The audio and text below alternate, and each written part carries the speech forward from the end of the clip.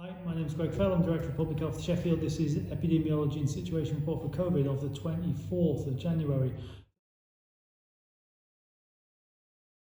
Firstly, epidemiology. The 7-day rate is falling pretty rapidly across the whole of Yorkshire and definitely in Sheffield now, and has been for about the last week. Signs that it's beginning to flatline. So it kind of went up steeply, it's come down very steeply, and is now beginning to flatline at a new cruising altitude. That cruising altitude is high.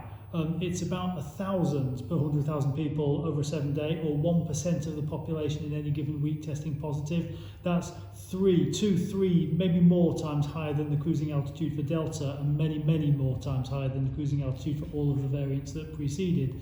And it's worth noting that that's those who test. Probably only about half of people who have the illness actually get tested. So still high cruising altitude for some time to come, but I do think that will settle into the spring and into the summer. It remains to be seen how that develops. The virus itself will continue to evolve. We've seen what Omicron can do, and there will be further mutations of that, and it's impossible to predict how that will go. The impact of the virus may become less and less. Certainly Omicron led to a milder illness, but lots and lots more people had it. It remains to be seen with the impact of the future iterations of the virus. We will watch that space with interest. So as of this Thursday coming, the government have recommended that most Plan B restrictions, such as COVID passports for large venues, mask wearing and working from home, should be lifted. Many people will welcome that. It's fair to say that there are plenty, including World Health Organization, that argue that the UK has moved too quickly. It remains to be seen what will happen. I think there are 3 groups of people largely. There's those who will remain cautious whatever, those that never took any notice in the first place, and the middle group. And the middle group are probably the largest of all groups.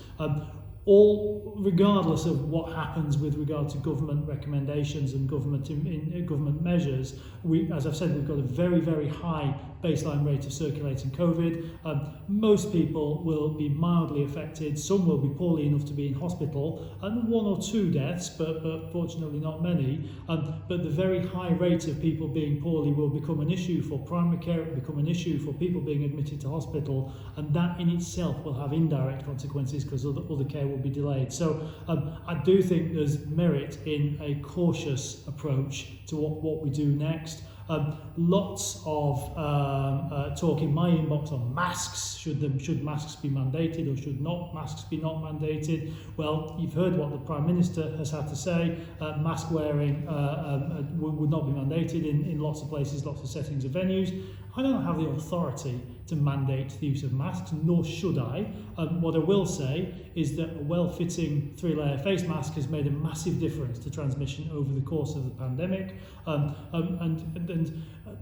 this has shifted the transmission. It's probably shifted the case rate a little bit. It's not been a panacea by itself, but continuing to wear a face mask will protect you and others from transmission, and in itself that enables the maximum number of people to go to work or school or any other activity that they're choosing to do. So for what it's worth, I will be continuing to wear a mask for probably some considerable time to come.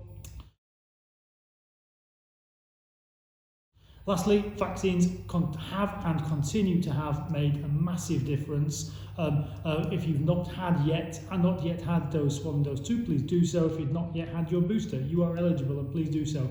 You can pop along to the Moor Market, which is open 10 till 4 for the COVID vaccine. No appointment is needed, and it's never too late to get your first, second dose or booster, and there are plenty of opportunities across the city. More information is at the end of the video.